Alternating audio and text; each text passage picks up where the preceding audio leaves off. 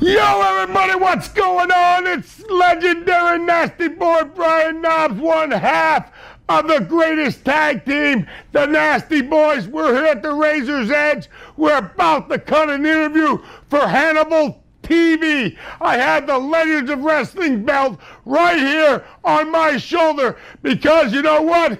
It's time to get crazy. It's time to get wild. It's time to get nasty. So push that button, baby. If you want to hear the real deal, it's coming down on you, right in your face. I will see you soon. It's a time to go to Nastyville. I'll see you then. This is Hannibal from the HannibalTV.com, and today our special guest here in Largo, Florida, not the other area of Florida that I originally went to, is Nasty Boy Brian Knobbs, future WWE Hall of Famer. Well, thank you very much, Hannibal, for having me on. And first of all, as a Canadian, I mean, it's not like you're from overseas, London, you're from Canada. How do you get lost with the directions? I even put down the address, the town, the zip code. I mean, and you still messed it up. But anyway, we're here. We're about to do one hell of an interview. Probably one of the best Hannibal ever had. Sorry my partner couldn't be here today with me. But on a very sad note, his father-in-law had passed away this last weekend. And my thoughts and prayers go out to him and his family and his wife's family, because Tony was the best guy ever. He really was. And that goes from Dusty Rhodes. He knew him very well. They're all a big family there. There's a lot of Dusty is Sags' brother-in-law, and Cody, and it's just a big family. It's a big loss, and we love you, Tony. You're up there right now with me and Gene, and what can I say? Love you, my man. And you're Greg Valentine's brother-in-law. Let's get that out of the way right now, because a lot of fans wanted us. Did you have to bring that up? I just went out and poured my heart out, and now you're mentioning Greg the Hammer Valentine. Yes, Greg is my brother-in-law, and you know what? He is a true legend, and his father also fantastic. I mean, these are you look back, not Greg, but before time in the wrestling business. Bruno Sammartino's, Johnny Valentine's. I mean, the Gorgeous Georges, the Buddy Rogers. That's what made wrestling what it is today. And Johnny taught me valuable lessons when I sat at dinner with him many a times. His wife Julie and my wife Tony are sisters. That's why we are brother-in-laws, and he is quite the character. Greg is really quiet and very, very nonchalant. So sometimes people think he's ignoring them or whatever, but he is a great guy. He's just a quiet person and a humble guy and a really good person and a great soul, and he was taught by the best, his dad. And his dad pulled a rib on me one day. I'll throw that in there right now. I went to eat dinner at their house, and this is when I was first trying to date my wife, Julie's sister, Tony. And I'm all decked out and ready to go, and we ate this fabulous meal. And then all of a sudden I said, okay, I want to leave it at that. And I went home, and I'm on my way home all of a sudden. I was going, what's going on here? My stomach, I don't know what's happening. All of a sudden I had to go to the bathroom so bad, poop-wise, not number one, number two. I had a big old 1972 Cadillac, me and Sag owned, that we bought from our buddy. It was an older Cadillac, but it was a nice one, and the interior was all white. And I couldn't make it home. I had to pull on a side lot, and I opened the door, and I got out, and I had to make a number two in the middle of the road. And you know what? I was so overjoyed. I know it's disgusting, and I'm there in the middle of the road, and I'm making a number two. I said, Oh, thank the Lord, I got it out. And all of a sudden, I took the right-hand turn to go back in my car and look, and I didn't make it out. The whole front of my white Cadillac was filled with a brown stain that nobody would want to see in their life. And all of a sudden, I get home to the house me and Jerry are staying at. We owned a restaurant at the time. And I came walking in and I had no pants on. And Sags is in the other room, the big living room we had with the big screen, and he saw me walking in with no drawers on, and he goes, "Don't you have no pants on? What happened?" I said, "Greg's dad just ribbed me and put something in my food, and I just shit up the Cadillac. And it took me 5 hours to clean that son of a bitch. I love you, Johnny Valentine. You're one of a kind." At least his daughter was out of the Cadillac by the time that laxative kicked in. Well, actually, she stayed there at the house, so I just drove to meet them. So it wasn't, so I didn't pick her up for the date. She was already at, Greg's house with her sister, and I got to meet her, and they had spaghetti, and Johnny was right next to me telling the greatest stories in the world, and I thought, and then it didn't kick in till, I was on my way home, and I was going, oh no, but I thought I made it. Damn it, I didn't make it. I shipped the Cadillac up on 1972. It was, I'm telling you, them are classics. But, okay, what's your next question? Well, according to the internet, you grew up in Allentown, and I was wondering if you became a fan because WWE used to do tapings in Allentown back in the 70s and 80s. Actually, yes, we did.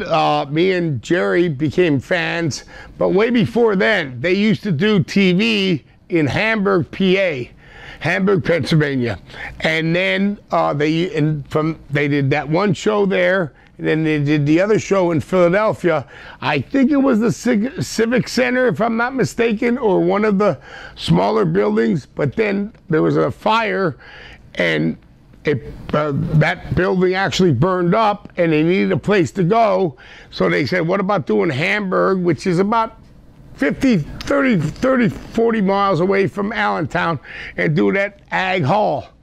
And you know what? They switched it, and then now it was in Allentown. But I used to go back all the way to the days back in Hamburg, and one of my thrills of my life was we went to the show, and me and my brother had big Superstar Billy Graham fans. We had Superstars #1, and we had them what is called screen painted on or whatever. So we were up there showing our shirts, and he was up in the ring, and he went, "Wait a minute," like he did this, and on TV, on one of Vince's TVs, the old TVs, he's down there, he goes, "Come down here, kid." I came down here. He took off his Adidas shirt, and I gave him the shirt I made for him, Superstar Billy Graham shirt. He took it and put it on, and I was so amazed. It's on television on one of Vince's old shows, and I wish I could find that. I would like to ask Vince if I could have that, because that's when I was a real little kid, and I was so excited. And you know what? When I put it on, the shirt draped me like it was a wedding, not a wedding, but a sleep, like a sleep thing. And then, 25 years later, now I can't even fit into it. Not that I'm more muscular than Billy Graham, but I got a little bit fatter, I got a little bit bigger. Not a damn thing don't even fit. I'm ready to call him and say, "Send me a 5X instead of a 2X, damn it." Now, on that subject, I've done 3 interviews with Billy Graham, and I became pretty good friends with him. He always says he could have been a great babyface if they had turned him babyface, and a story like that makes me think that as well. What's your opinion on if they'd made him babyface?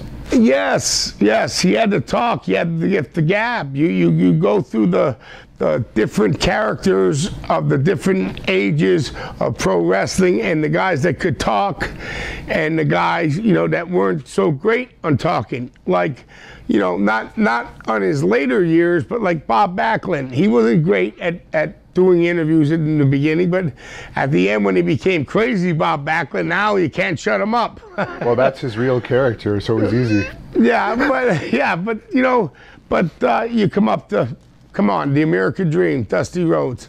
There ain't no better than him. Ric Flair, there ain't no better than him. But so I would say yes, they definitely could have made him babyface. But now on the other note, let's go back, and not as old as Billy Graham.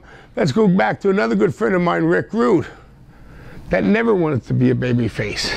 He liked playing the part of the bad guy, the heel, and he was good at it. Yeah. And he looked great, and he did his job in the ring, and the people hated him, and he drew a lot of money. So it's tit for tat. You don't know what went on back in them days, but now everybody, you know, as they get older, go, well, if they would have did this with me, if they would have that with me and SAG have no regrets at all.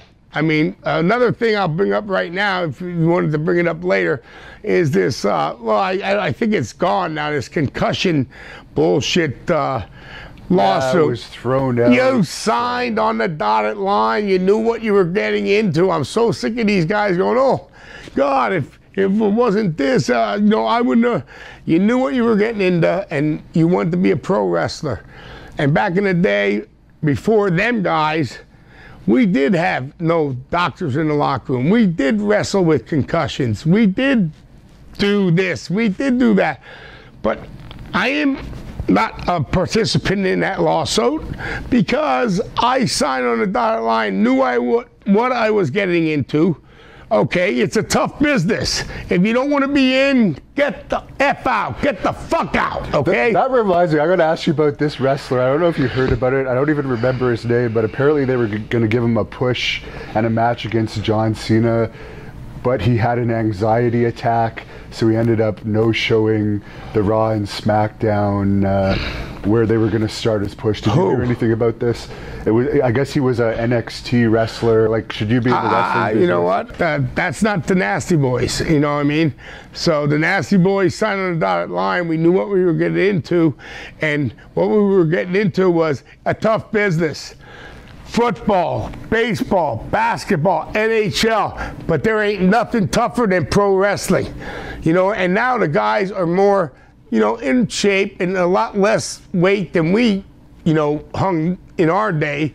But in our day, there was everybody, even Dynamite Kid.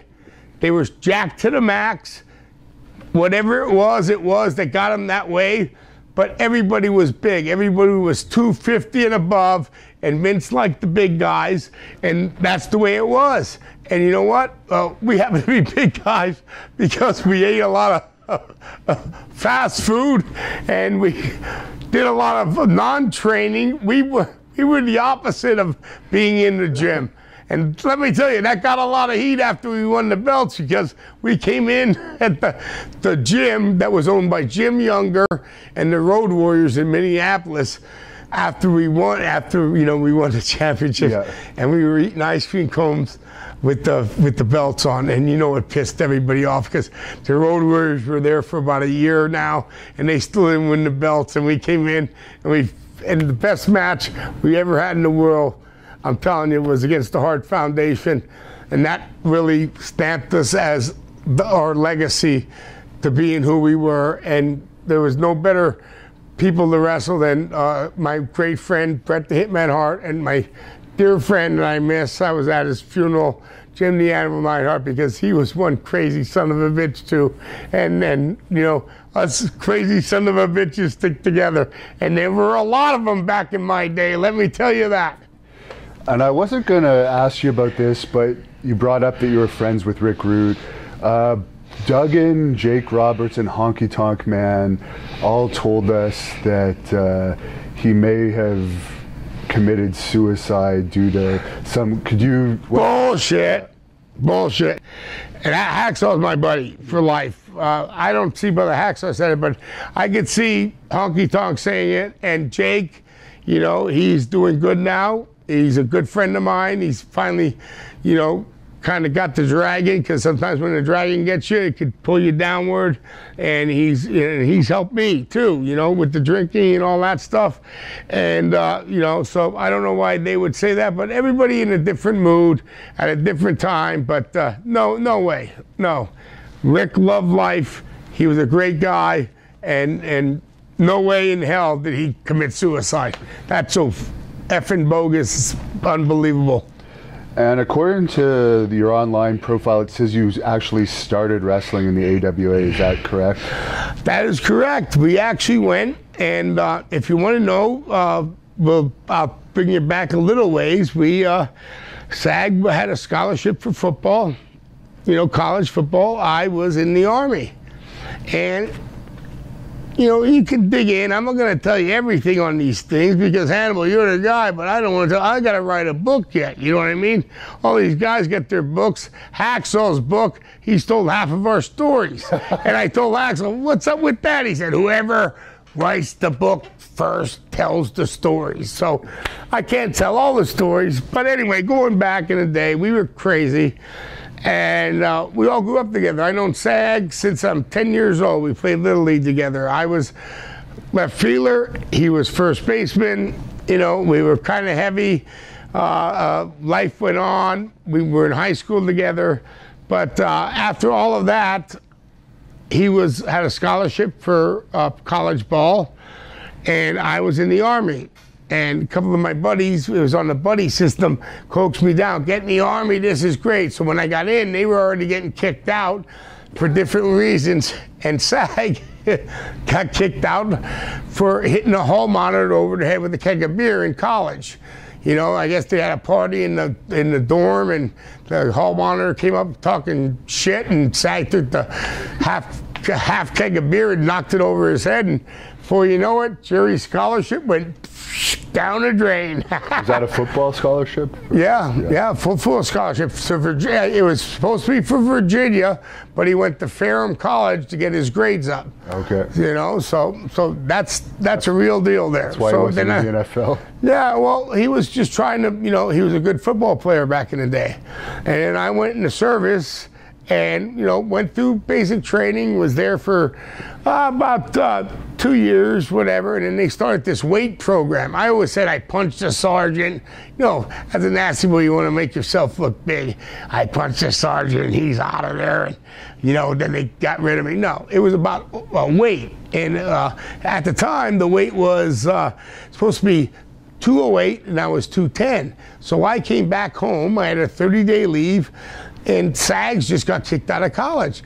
And SAG goes, how do you like it in there? I said, well, you know, man, I've been in now almost 2 years, and I like serving my country and this and that, but, you know, everybody left. Lorenzo left, Hoots left. I said, I'm down there by myself. And I said, but they're going to kick me out if I don't lose the weight. And he goes, really? Well, you know, we have a lot of food around here. Why don't we start just eating? So for 30 days straight, me and Sags ate about 35 cheeseburgers from McDonald's a day. Just sat down there and wolfed them down. And I came back from the Army at 275, and they went flipped out. They said, my real name's Jendrizovitz. So they said, Jendrizovitz, if you don't lose that weight, you'll be out here in 30 days. I went, really? I tried, but to lose, you know, I was 210, now I gained 50-some pounds. I couldn't do it, so I got out on an honorable discharge. Okay, so let's put that in the fact, and I was back home again, and then, you know, we were causing trouble, and really getting a lot of, you know, maybe getting too much trouble that maybe the law might get involved, that we're going to be spending some time in jail. So a good friend of ours, Matt Millen, 4 Super Bowl rings. He played for the Oakland Raiders, the LA Raiders. He played for Washington Redskins, San Francisco 49ers, and he went to Penn State. And he's one hell of a guy and a mentor to us. He's about 5, 6 years older. He called us down, and to his house and had a real serious conversation with us and said, if you guys don't straighten up, you're going to get thrown in jail. I'm just telling you guys, you're going down the wrong path, and you know, you need to do something. And then he looked at me, he goes, Knobs, you always like that pro wrestling. Why don't you try that, you and Sags? So then we proceeded to bug George the Animal Steel. God bless his soul, he's not here no more. But George, great guy. And our buddy that ran the Quality Inn in Allentown knew these guys. They always stayed there, and there was the George Washington Motor Lodge across the street. This is 80s.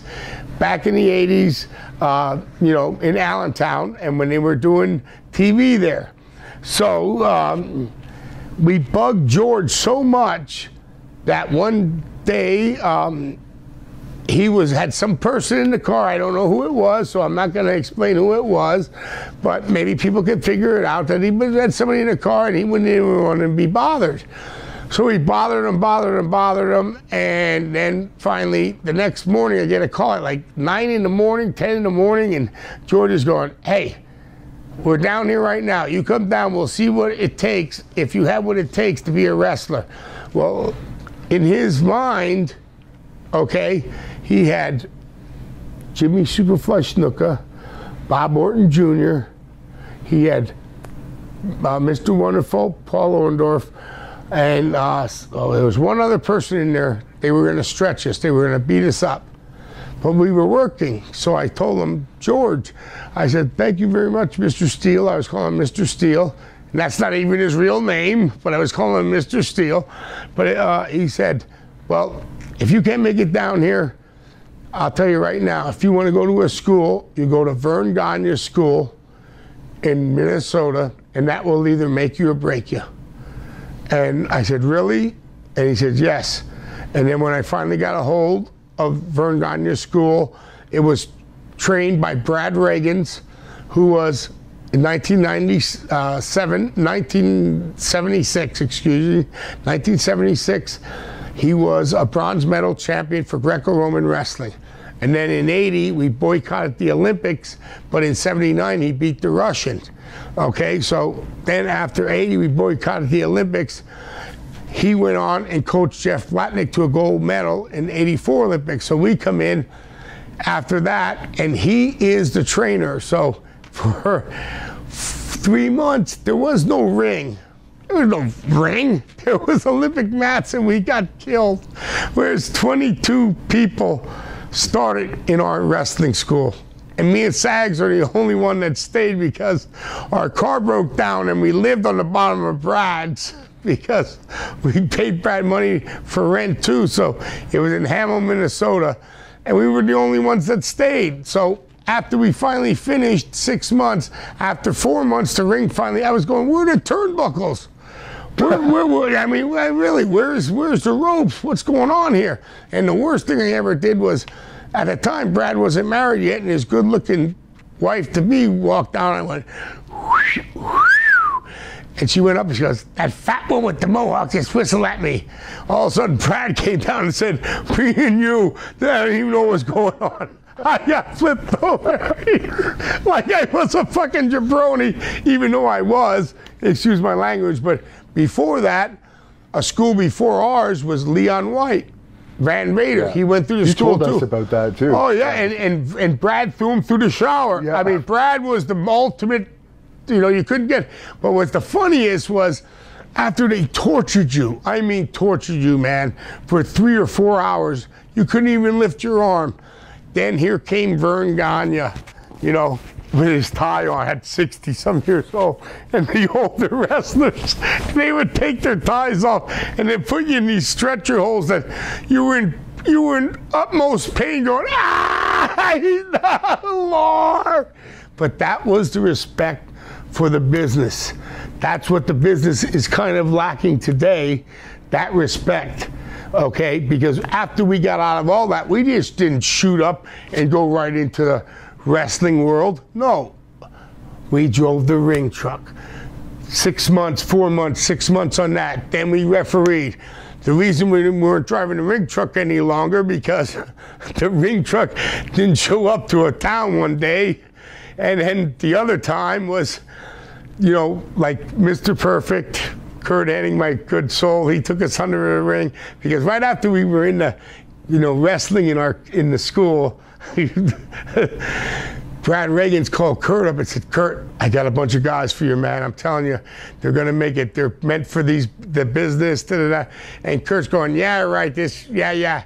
Until he finally met us because we came from Pennsylvania. In our area, in Pennsylvania, the Allentown area is just like the area up in Minneapolis. We try in Plymouth and Hamel, and, you know, that's where Brad grew up. But, I mean, I'm just telling you, it was just that kind of you know, situation, and I'm going to tell you, it was good.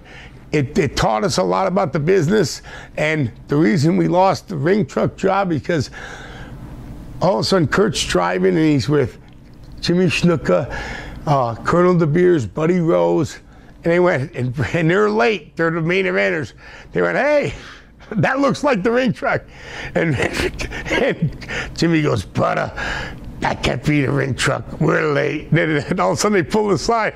And it was me inside because we were out with them guys the night before. And the ring truck was late.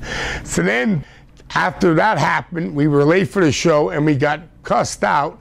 You know, and because we were young in the business, we were the guys that had to get Jimmy Snuka to the towns and make sure he's there and all that stuff. And after that, the ring didn't show up to the town, but it wasn't our fault. Somebody else blamed it on us, and they got the schedule screwed up. So then we get called in the office from Vern, and Vern goes, never in my 35 years of running the wrestling business has the ring never shown up to the town. So we never had to do the ring again. Yeah, they took us off the ring duty, but the ring didn't show up to the town. There was a full packed house and no ring. Did they do the show? No, they didn't do the show. No, so we really got butchered, but it wasn't our fault. I promise. That happened to us once, and we ended up using a local boxing ring because we didn't. Well, some guys wrestled on the floor back in the day, you know, when that didn't happen, but they didn't want to do it. You know what I mean? So, I would never turn down a gate. But so, how did you end up in Tennessee after AWA? Because that's down. We got fired. Okay. we got fired. Hey, we got fired about 3 times from AWA, and Wahoo fired us. You know, and then all of a sudden he goes, if you had, you know, so we thought we were fired, and a week later, Wahoo calls and he goes, hey, you dumb assholes, if you want a job, we got you one down in Tennessee.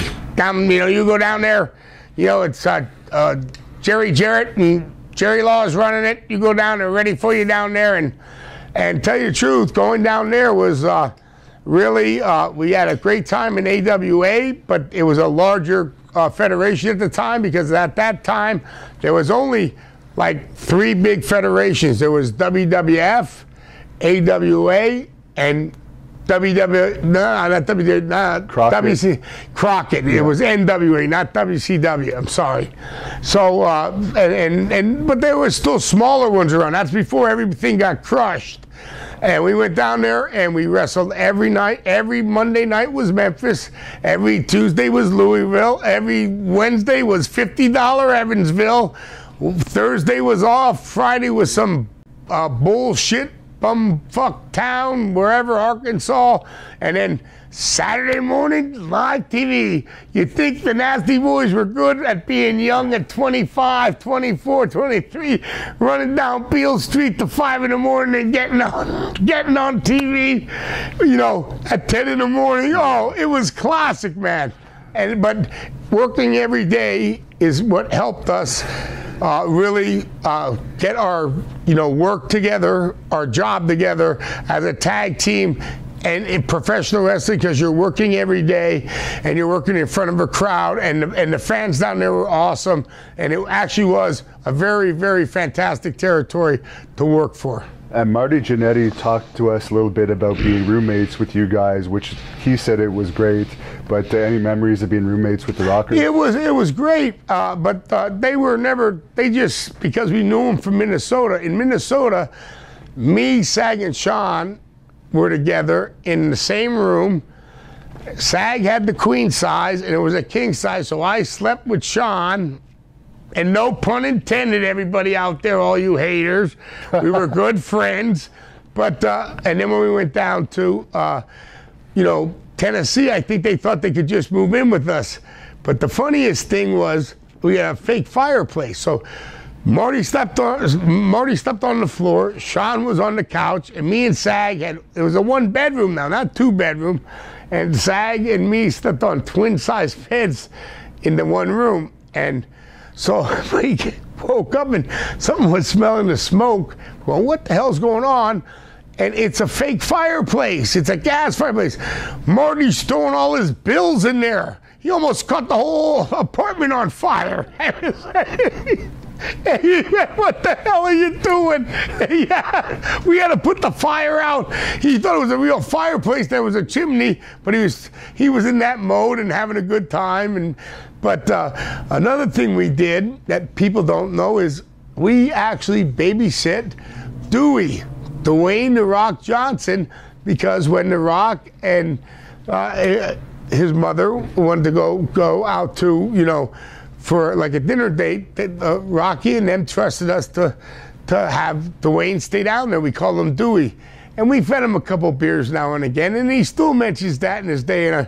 And so he said something at the 2005 Hall of Fame with Hulkster, and he said to my wife, you know, your kid fed me beers when I was 12 and 13 years old. And I went, well, you know what? It must have did pretty good, because you're making $178 million a year. Hey, how about a kickback?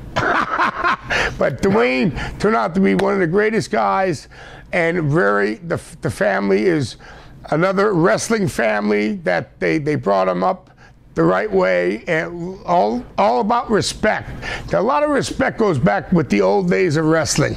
It really does, and it means a lot. And today, I think that is missed a lot, you know, in the upcoming, you know, the way things are today. Not that the wrestlers are still busting their butts, and I really appreciate it. I watch them, and I think some of the things they're doing is unbelievable. But back in the day, it was all about, you know, keeping that respect value at the level it should be. You know what I mean? Because they didn't want everybody back in the day to be a wrestler. So that's why the respect value was that. And any family, I would say, that's in there, with the Maivia family, with the Hart family, even with the Grahams, I mean, the Von Erichs, I mean, my heart goes out to all of them, because that's a really rough road to be upon when you're a part of a legacy family like that. And they're all fantastic, and every one of them I ever met, my heart, I mean, totally true, honest respect for all of them. And the Rougeaus are another wrestling family, and that reminds me that Jacques wanted me to say hi to you. Oh, I love Jacques. Oh, we used to sing the song, on the mountain, da da da da da da. Well, Jacques' a good guy, Raymond's a good guy, and then, you know, you go back there, you know, look at you're looking at the Canada part of it now, and they're, you know, besides Stu Hart and their you know, generation of people have grown up, the Rougeaus had theirs on the East Coast, and hey, much respect to all of them, because they all did the right thing during the wrestling group. And I'll tell you, you definitely didn't want to go to Stu Hart's camp. Oh no, you'll get your leg or your ankle broken in a second. I came from that one, but it was by the time I was there, Bruce was running things. Now, you were telling me off camera that you guys were the ones that corrupted Jeff Jarrett back in the Memphis days. Did I say that? That doesn't necessarily mean corrupted in any particular way. No, we just had a good time with Jeff. He is a really good friend of ours. We saw him last July 2018 at the London Comic Con, and we started bringing up some things he didn't even remember. But man, he was so young. He was 19, and we were in our crazy stages. So you know, it was we corrupted a couple of the promoters' kids. Hey, even Shane McMahon. So what brought you guys to WCW? I guess it was just as it was becoming WCW that you guys ended up there. No, we were wrestling down here in Florida Championship Wrestling. I'm sorry if this is making noise here, but no, we got contacted by George Scott, and there was George Scott, Ricky Steamboat, Ringley, the manager, what's his name, Jones. They all started like a South Atlantic, territory, and they asked us to be up along with who you're going to be interviewing this week, Colonel Tom Parker, good old, Robert Fuller. Yeah. And we had that's when the Shamrock bull crap went down, when we were up in that territory. Oh yeah, maybe you could just give us the short version, because we'll get the better version from Sags, because he was coherent during that. Exactly. My version is a little rumpus got started at the bar. I was like sleep deprived at the time, so I took these pills the doctor gave me, and they're known as something, but they kind of keep you awake, and then all of a sudden you're passed out. But I was passed out during the whole thing, and then when I woke up, my feet were the other way. I knew something happened, and Sag was at that time a ticking time bomb over there, just trembling. And I said, Sag, did something happen last night? He went, "You're damn right, something happened. You done started a fight that I didn't know that thing. I was gonna and I went, sorry, partner. And I went on the other side of the bed and fell back asleep, and that was that. But that's all I remember about that. And over 30 years later, people are still talking about it. I know, it's unbelievable. So you were in that territory, and then somehow you came to WCW? Well, because of South Atlantic, we wrestled South Atlantic, and Gene Anderson was also helping South Atlantic out, okay? And,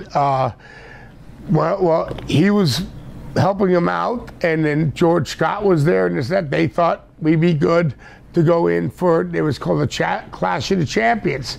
So Gene Anderson drove us down in this old car that had no air, and he had one of them bus fans just blowing on him, and then we ran out of gas. And then he walked about 4 miles to get gas.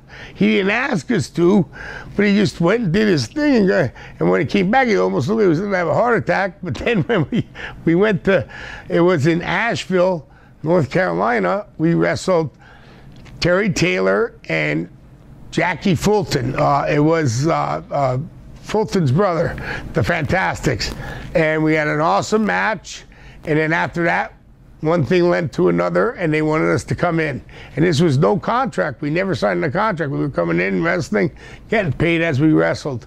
So we had a good match with them, and then it would just escalate and escalate. So, quick side note regarding Terry Taylor. Why is he so hated by a lot of people? Any idea? I know you're around him in WCW a lot. Well, he just, he stooges on a couple of things, that shouldn't be stooged upon. Like, one was, who really shaved Ric Flair's eyebrow on the flight over to London.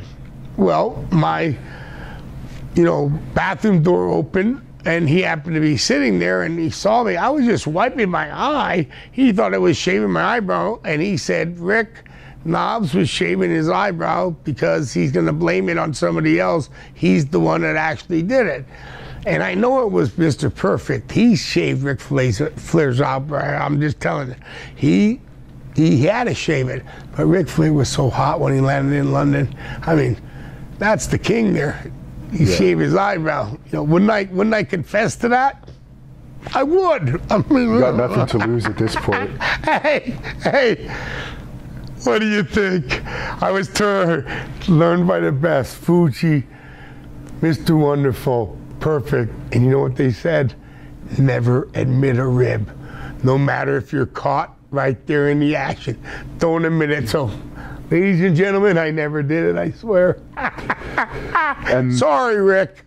this is jumping ahead a bit, but I don't want to forget to ask you about that incident Rick writes about in his book where apparently you guys started a fight with him or something and he ended up getting kicked out of a bar. We didn't start the fight with Rick. No, not at all. We were having a good time. And there was this guy, and his name is Robbie Kanoff, and he was with San Francisco Toy Makers, and Rick brought him to Vince to make the new action figures. And we were at the China Club, and he kept on going. He's Jewish Lightning and cutting a promo and this and that and the other. And then it was me, Hulkster, Brutus, Sag, Beefer, and we're all around him. He keeps jumping in again. And finally, like the fourth time he jumped in, me and Sag just ripped his three-piece suit off down to his underwear, right? And now Rick didn't do nothing then, but after Vince got left, then Rick came up to me and said, for $5, fat boy, I kicked your ass, and started paintbrushing me, and I was already lit up.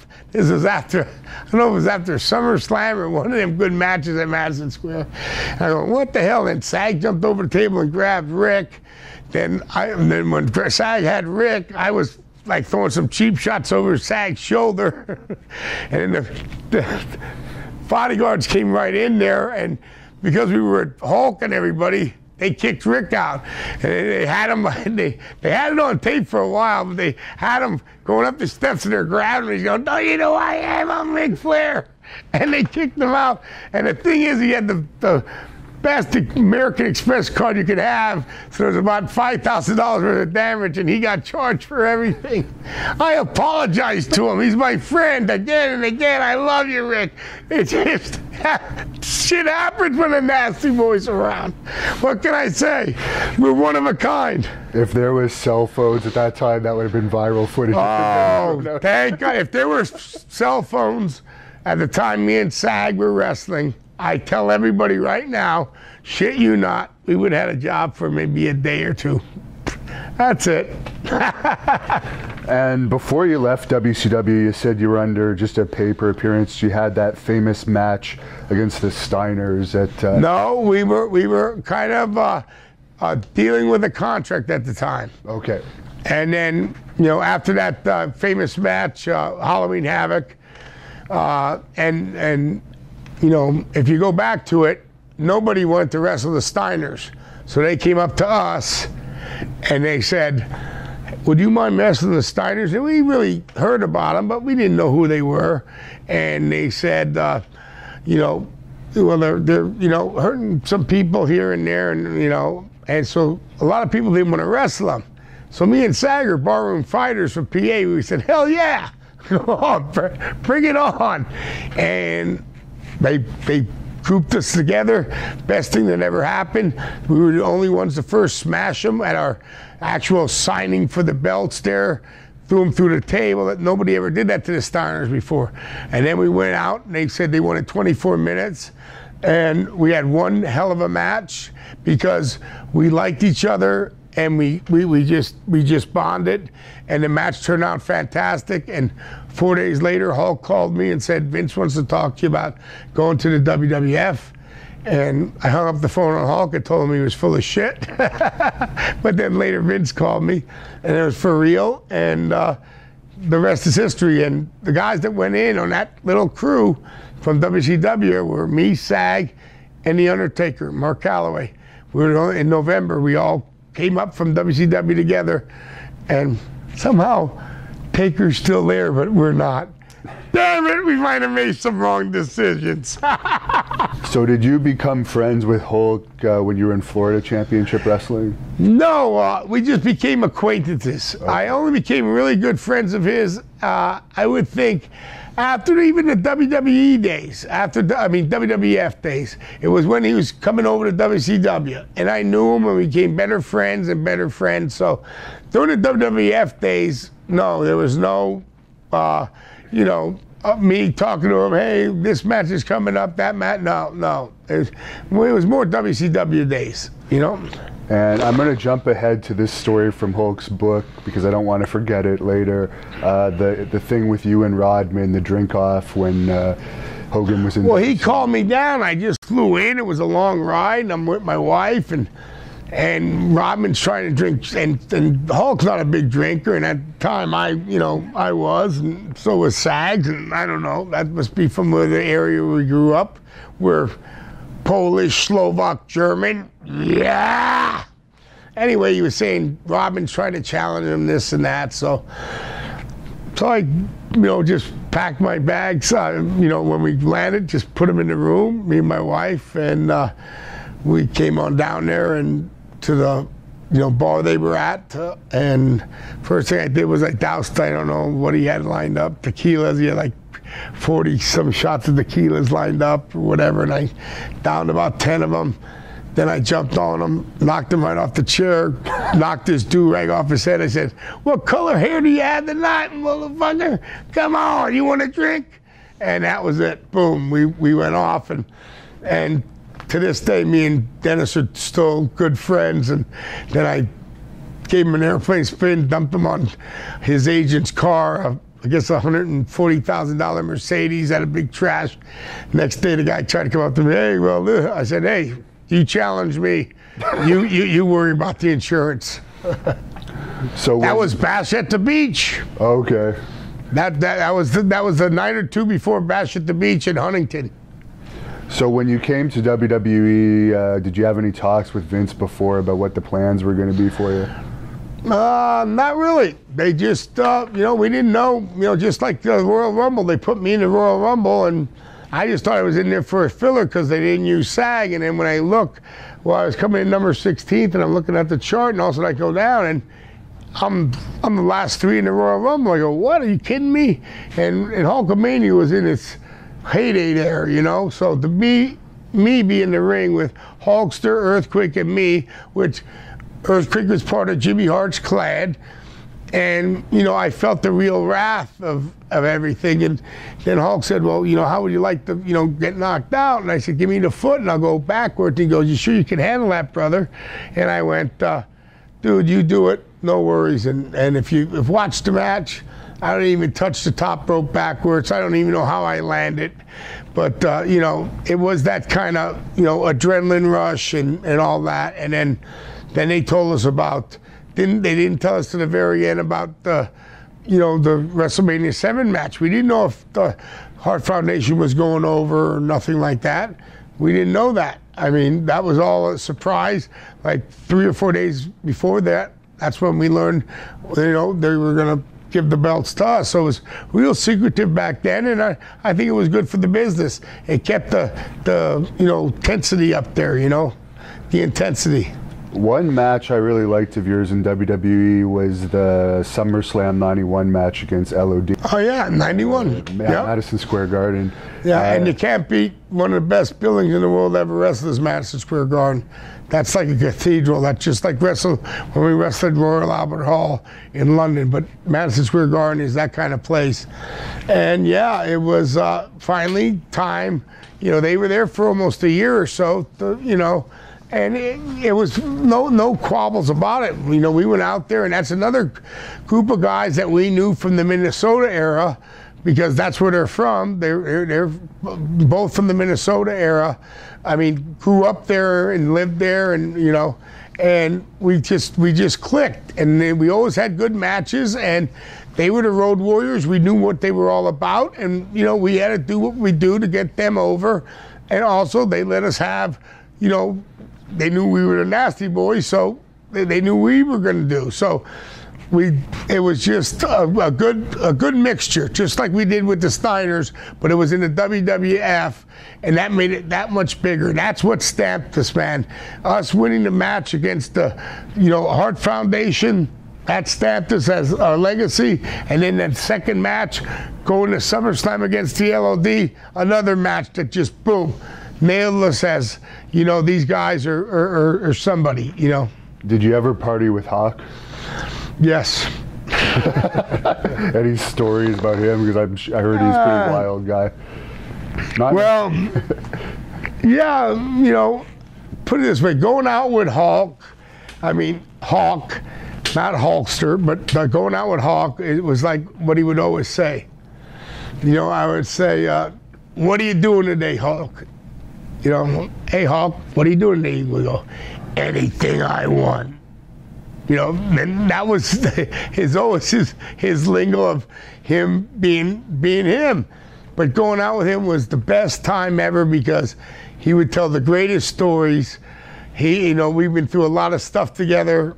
I mean, a lot of it I don't want to tell on camera. That will come out when my book comes out, unless Hacksaw steals it again. But no, I'll tell you a quick one. All right, here's a quick one.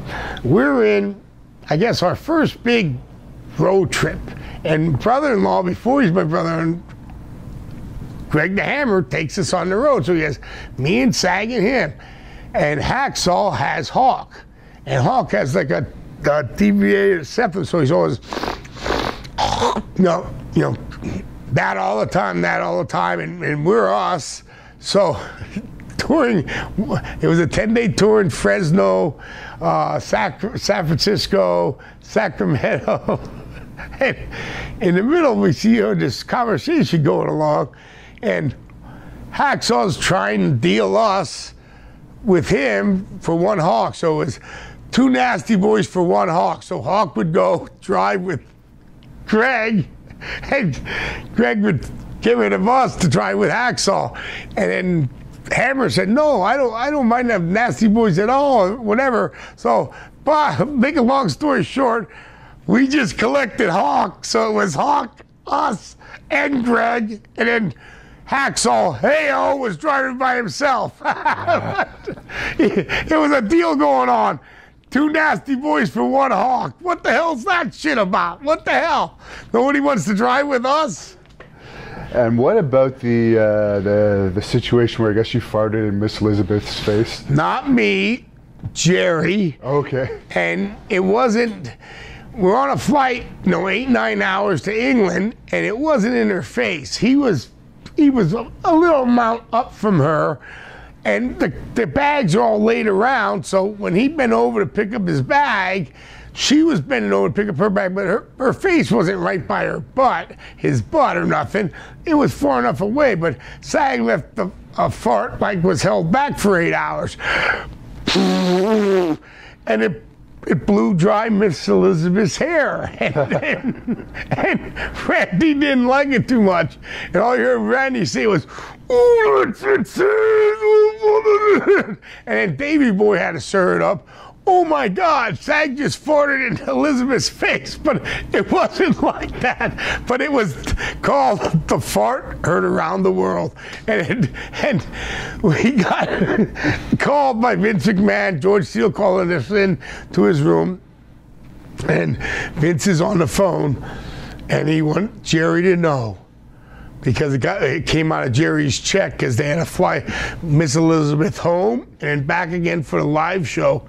He goes, just let Jerry know that is the most expensive gas he'll ever pass, because they charged him for it.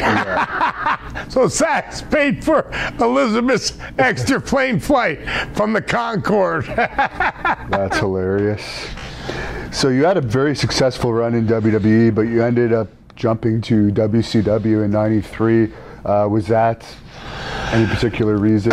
Well, a little bit, because we were supposed to win the belts back at WrestleMania 9, and then Beaver got hurt and talked to Hulk that he needed money or whatever. I don't know what happened there. So Hulk tagged with Beaver. We got knocked out of our slot against Money Inc. And then, it went from there. And then after that, kind of put a bad taste in me and Sags' mouth. And you know, we were doing everything, and everybody else we wrestled, like we went against Owen and Coco, we loved that round, but we didn't know where we were going to come back around again. We were kind of getting lost in the shuffle. You know, they had natural disasters come in, so we got a call from Dusty, and Dusty known us since '88, you know, and said, hey, if you guys decide on leaving, you have a spot down here in WCW. And that was our window to go ahead and go down to WCW and do our thing again. And there was a lot more, can I say, WWF was the place to be, but WCW was a lot more, how can you say, handled the corporate way of contracts and getting paid, and if you get hurt, and you know, a lot of things that Vince wasn't at the time. So we looked after that and our families too. And they put Missy Hyatt with you as your manager at first. Any thoughts on that experience? Yeah, she was cool, man. We didn't ask for it, but she was cool. She acts, you know, when I tweeted not too long ago, and she tweeted back, oh, I should never been with you guys. I think that was Dusty's doing, but, you know, she was good, what she did. You know, she went out there. Only a couple of things I tried to say is, try to teach her, watch when we're in the heat, you know, be in the heat, do your thing, because it's our time to shine. We don't need a boob popping out like it happened once or twice, you know, because you always wore the thin things, because that just ruins all the heat if you got a big old titty hanging out, you know. Yeah. There was a and she had nice, right? And she had nice titties, by the way, and she looked good. So, but she was always good, and as a manager, she did what she did. They put her in the spot. And when any company puts you in a role, you either deal with it or you fight it. And the best way me and Sag learned from the old school is you deal with it and make it your best. Just like they did with Dusty. They tried to screw with Dusty with the polka dots and all that stuff. And what did he do? He dealt with it. And you know what? He came out bigger than ever. You know, he's just a common man. You know what I mean? Yeah. So. And we learned all that stuff from the older guys. You deal with what you got to deal with. And you had the first real memorable feud with Harlem Heat that they ever had as a tag team, in my opinion. Any memories of fighting those guys? I love Booker and Stevie Ray to death, and they were younger guys at the time. So we actually, you know, they listened to us. They were listening to us, and to see where Booker T got in the business, I think of myself as me and Sags helped him a little bit along the way. I'm not saying a lot, because he learned a lot on his own and all this, but when they were first starting out, we would sit down with the psychology and what it is about the business and what we're trying to get over here and how a heel's supposed to work and a babyface. And you go back, because other guys didn't all get trained like us. You know, everything changes along the way. Even the people that are training today, they all say, oh, I've been training 15 years, 20 years, and they haven't been anywhere. I mean, it all depends on how you've been trained, and if the person ain't trained that way, you try to help them, just like we did with Public Enemy. We did the same thing with Public Enemy, and I think they became better along the way. Did Hulk ask your advice at all before he jumped to WCW? Yeah, he just, you know, he just talked. How was it there? I said, you'd like it there. It's a different, you know, atmosphere, of course, because it's a lot of a corporate atmosphere. You're talking about Turner, you know, and it's Ted Turner and Vince McMahon. Vince McMahon's a wrestling company. Ted Turner is a television company that has millions and millions of different kind of projects going on. And, you know, and then from there, you know, I just told him what I thought, and he made his own decision all the way. I had no way in fact that I have anything dealing with him. You know, we have a little bulldog walking around here, if you hear that going on. He's almost like a little baby boy. Now, how did the backstage environment change in WCW from when you first got there to when Nitro really took off and it became a major company? It was good. I mean, it really was good. I mean, you know, everything was, you know, the same thing it was, and it was going, and then, you know, and then it changed a little bit when the NWO got there, because things kind of changed. There was total like changing of the guard of everything. So, you know, it was hard to handle. And then Sag got hurt after that, so I wasn't there much longer. What was that whole thing about? I've heard I heard Kevin Nash's version of it actually, but I haven't heard your guys' version of it. Sag got hit. I don't think Scott did it on purpose. Sag might have thought, you know, it was on purpose because I wasn't the one getting hit. So I don't know. You know, it was a issue where, you know, it was all done before cameras were even coming on. So he really didn't even have to get hit that hard. So when he got hit, it cracked a couple of his vertebrae in the back of his neck. And, you know, from then on, and Sag came back, and he was there with Kevin Sullivan and Kevin Nash and Scott were there, and they were laughing. But I don't think they were laughing about that. And then Sag took it because he had a big egg on. I mean, his neck, there was big, I mean, goose egg, like a softball in the back of it. So Sag didn't know how to take it. Like, did they do that on purpose? So that kind of stirred it up. And then after that, everything was calmed down until they put us back on the road again, where we weren't even supposed to wrestle. So that situation was totally WCW's fault. But to Kevin and Scott, I mean, especially Scott's been friends of ours since way back in AWA. I mean, we were good friends. He was one of the guys with us and Marty and Sean and, you know, Kurt. So we were all a little crew ourselves. So, and Kevin, never had a beef with him in my life. So it's all good, man. I mean, things happen, and, you know, that's life. And one guy I want to ask you about, he's a popular subject on our channel, is Haku. Do you have any stories on Haku? Haku is one of the toughest son of a bitches you'll ever meet. Now he's a general manager of a car dealership. So if you don't buy a car, he will kill you. No. But no, really good guy. We got him all wound up, him and Barbarian out in Japan, and we got drunk and Eddie Guerrero and Chris Benoit were with us, and they were real young kids. And Barbarian fell asleep. We were at the Korean barbecue with his hand on the grill. His hand was actually burning. We had to pick his hand off the grill, and Haku was just sleeping. So I went up, started putting his nose up like this, then smacking him in the face.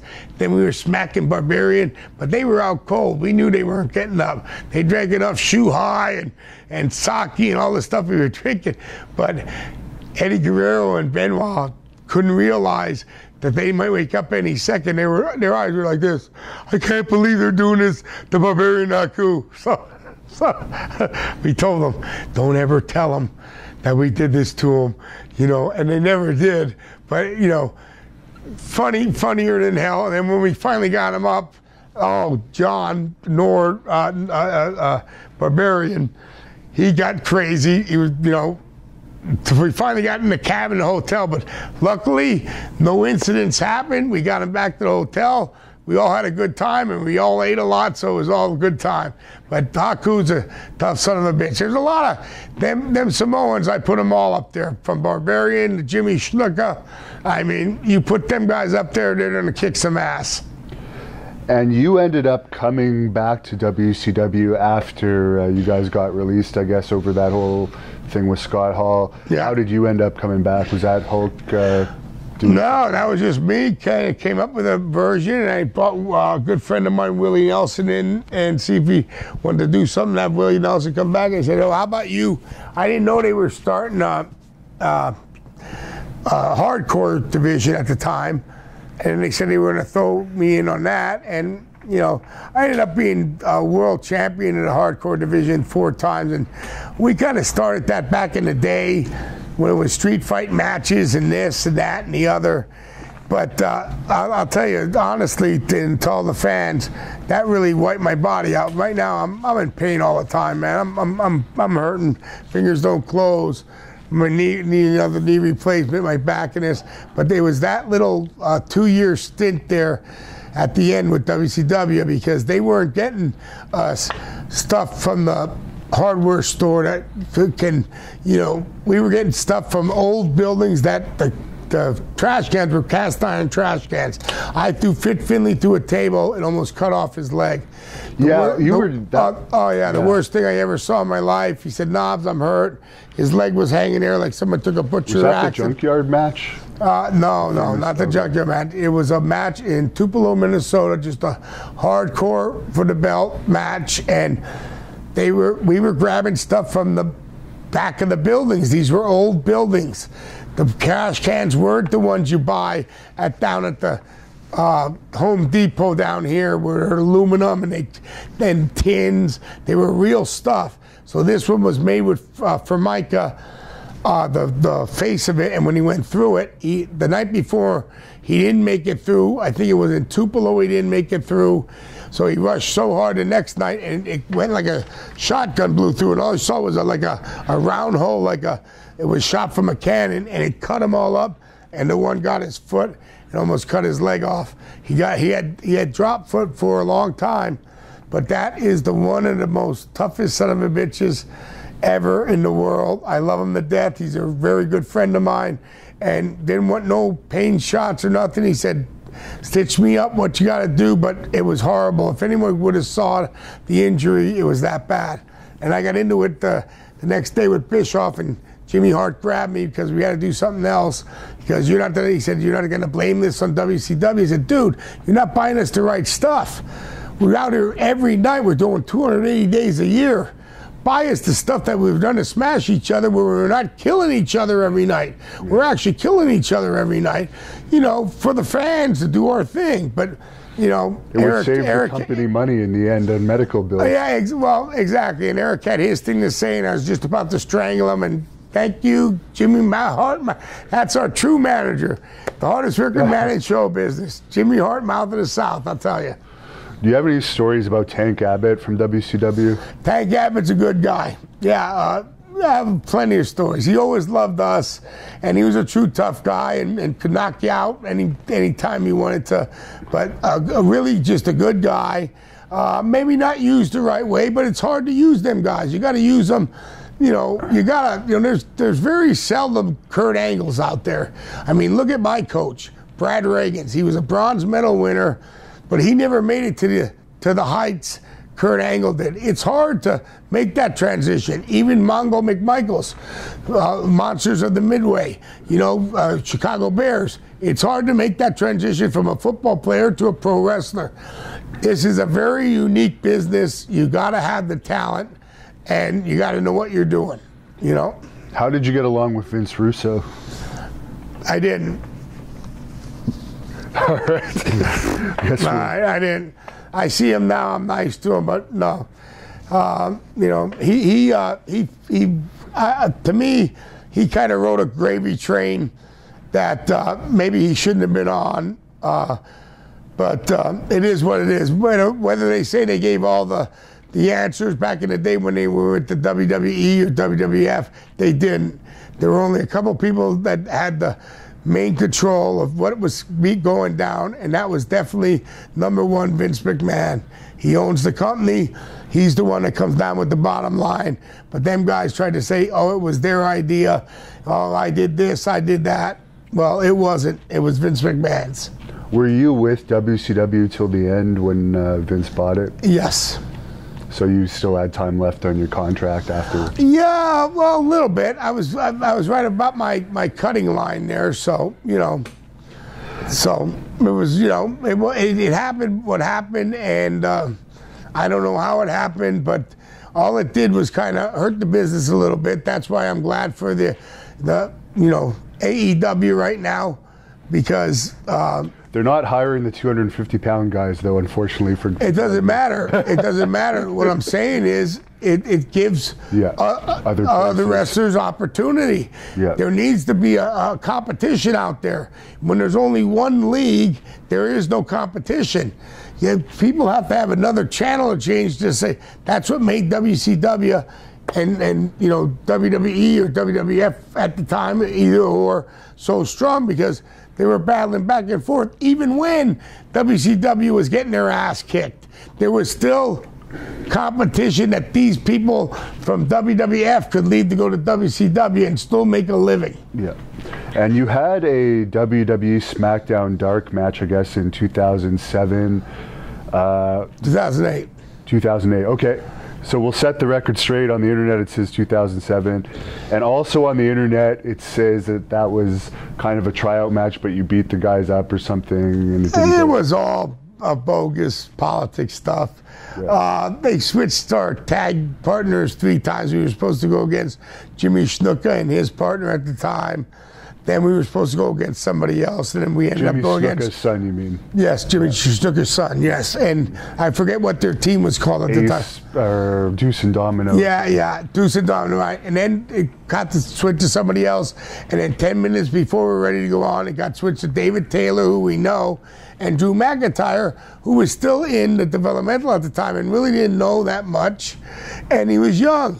You know, now he's doing great, and he's a good friend of mine. I, met him when I was doing Hogan Knows Best. He came to see us. We were in Panama City with the midgets, and I was doing the MCW show. It's called Micro Championship Wrestling with Hulk Hogan, and we had a good time. And I'm glad he's doing good now, but he was too young at the time. So they tried to switch. They said we couldn't say, like, cheer to the fans. We had to get in and out, and we took too long. That was all BS, dude. We went and did our match. The match wasn't bad at all. They were cheering nasty. And I just think sometimes it comes down to politics, but we didn't do nothing wrong in that match. I know a lot of things were said, but that's not true. So, let everybody say things, I mean. I do remember reading you got one of the biggest pops of the night, if not the biggest that night. Yes, we did. And they were chanting nasty. And there were a lot of fans around the ring. So what are we supposed to do? Go right to the ring. That's what they were telling us. Go right to the ring. What are you talking about? We're in our hometown. People are cheering us. You got to go around and say hello to the fans, and still get the match in. And the match was supposed to be just kind of a squash match anyway. It was supposed to be something big. And Drew was just, like I told you, just getting out of the developmental. He was still in the developmental. And David Taylor. And David was a producer at the time. And he was no to this, no to that. He didn't want to do nothing wrong.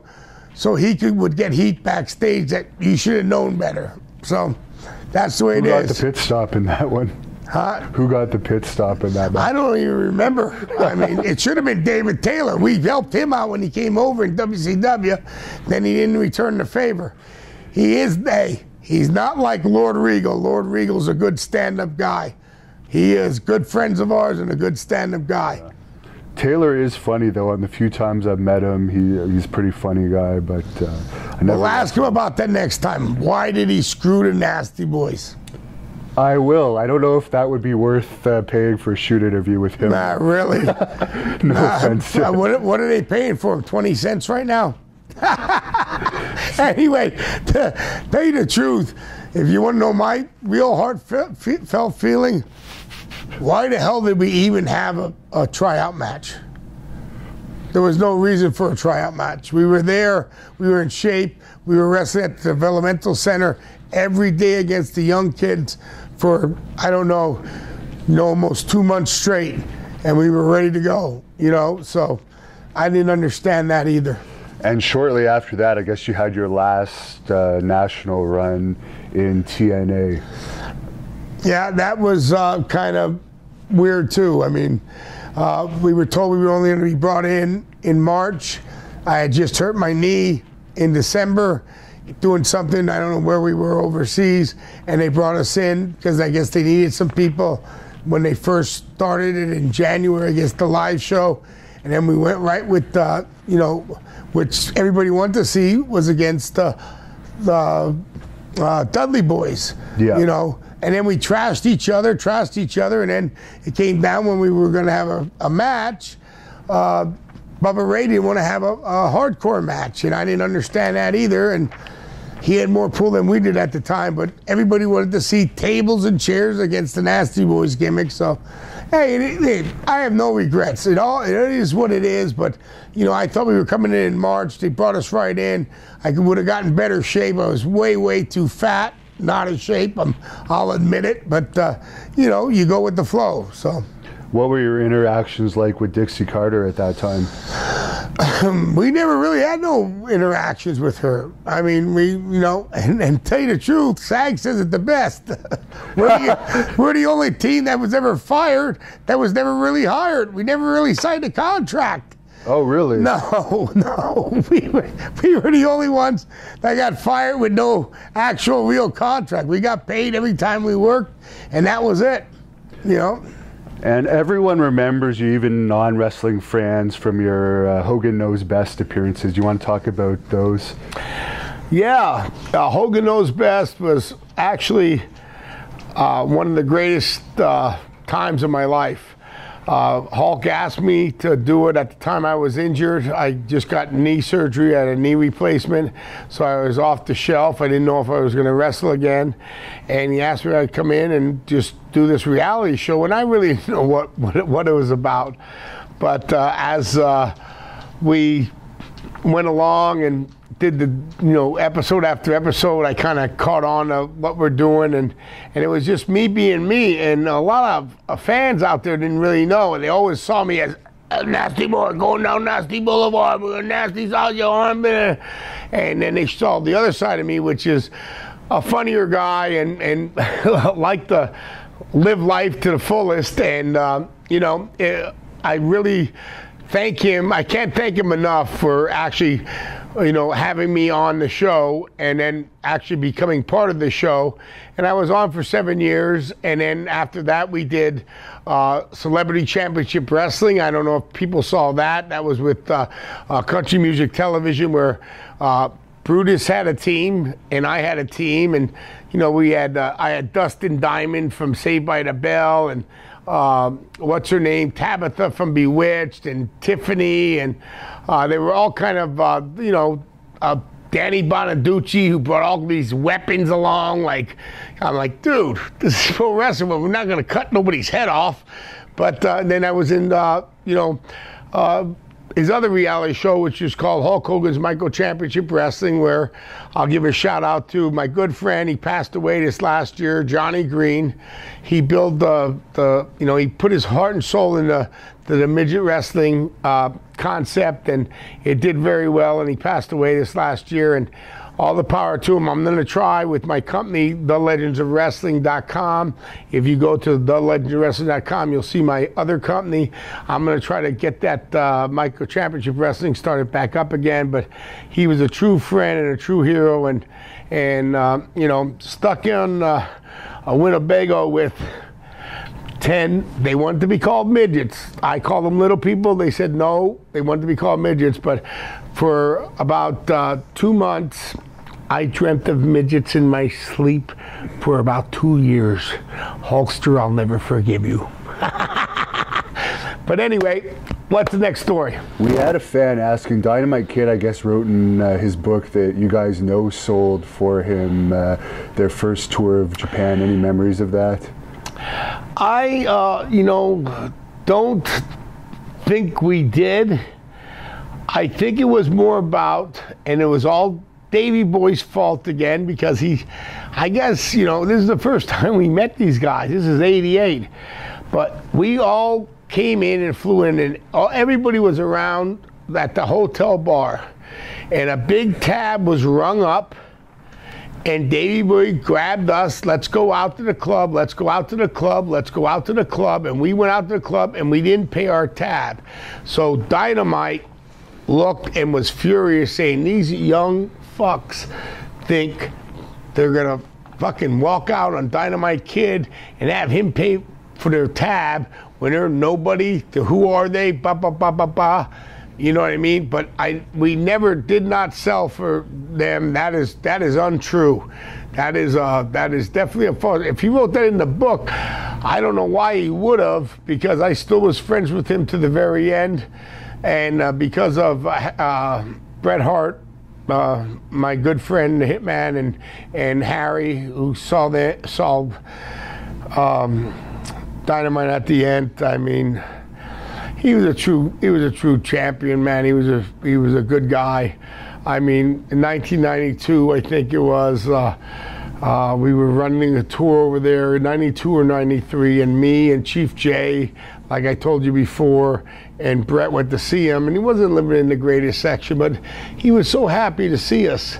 So we invited him. I said, Dynamite and Brett said, come out and come to the bar. You don't have to come to this show, be around the guys. And he came to the show that night, and he broke down, he cried. We cried with him, and he missed the business, and he's just a legend, and he always will be.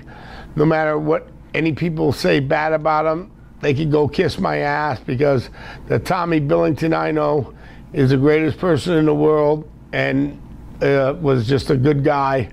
And I am, thank the Lord up above that I know him, and I got to meet him, and I got to be friends with him.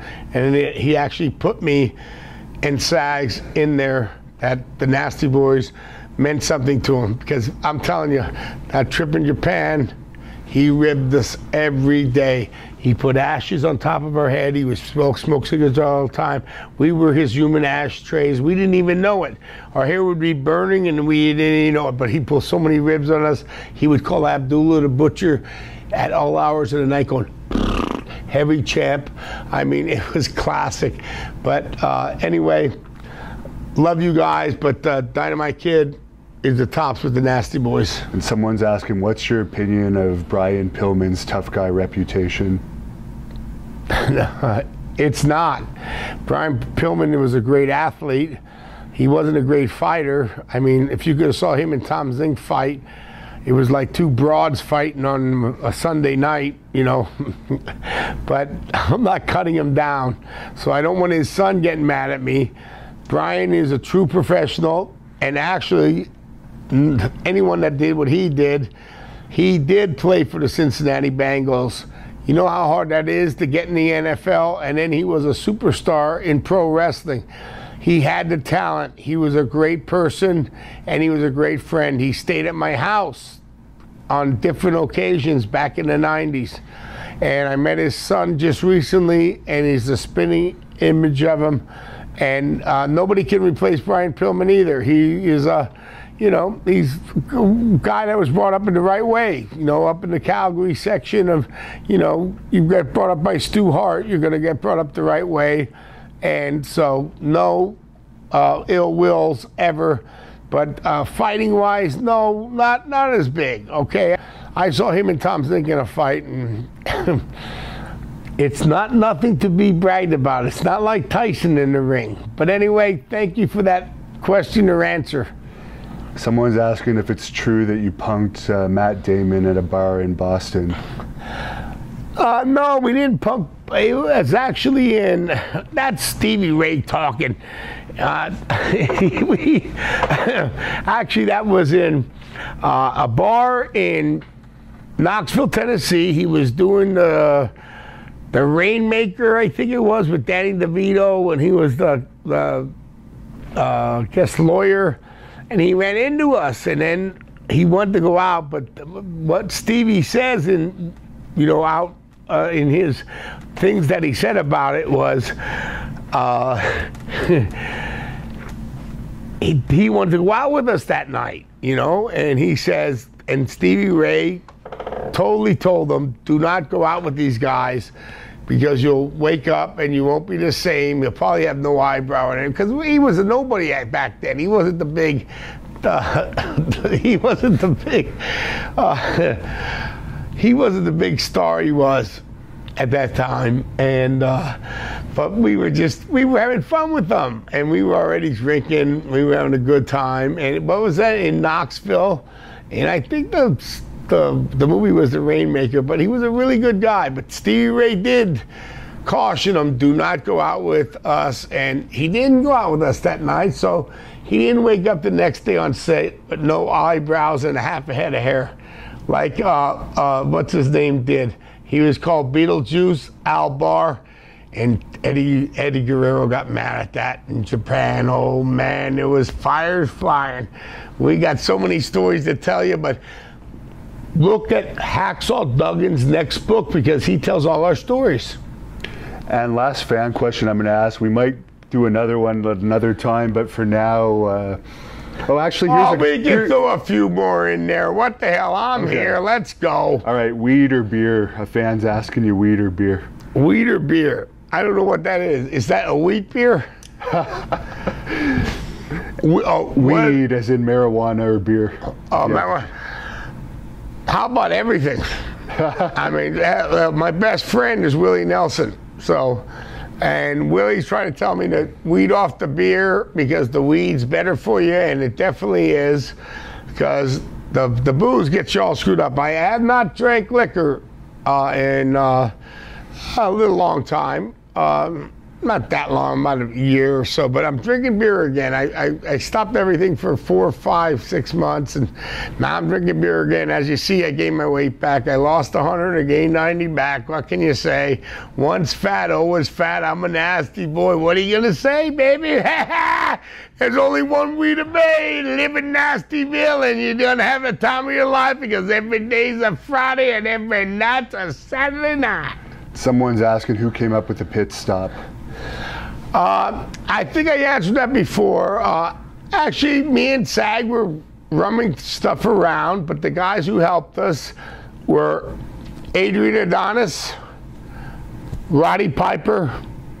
They were the two best right there. And also another classic, Bob Orton Jr. And we were riding down the road with them guys in AWA days in 1988, I think it was. And then when we hit 1990, we had a lot of run-ins. You don't know, nobody knows the run-ins we had. There was old guy, young guy feuds in different situations. Back in the AWA in the 80s and in the 90s, there was, and me and Piper went at it, you know? So all you gotta do is go back to the WWE network and look at the introduction speech by Flair. And what is the last thing he says? Brian Knobbs, where are you? You know, and just listen to that, because that's the truth, man. You know, I took Piper on. Yeah. Didn't fare too well. I think it'd be better today now that I have some fucking toolage behind me. I still think Roddy would bury me any day of the week. He's was the greatest guy, man. He really was. I love him. Ric Flair, another one. I mean, I'm Hulkster, Sting, you name them all, man. I don't have a bad word to say about anybody. Not even Ken Shamrock, please. I mean, shit. It's wrestling. That's the way it is. That's the way it's supposed to be. You go have a good time. Sometimes it gets a little too crazy, sometimes too wild, and after that, oh my God, everybody in social media tries to make a big thing about it, but you ain't living this game. We are. All you guys that think from the back seats watching every day Raws and SmackDowns, I'm just gonna tell you, you think you know it, and oh, they should do this and that. You ain't living what they're doing, okay? And they're doing so much you don't even really realize it. It's a batter on your body, but we like doing it just to, show you guys a good time, and it makes us feel good too, because that's why I got into business in the first place. But anyway, thank you guys for having me. I really appreciate it. Hannibal, he was all nervous when he came in here. He's lucky his head's not in the dryer over here.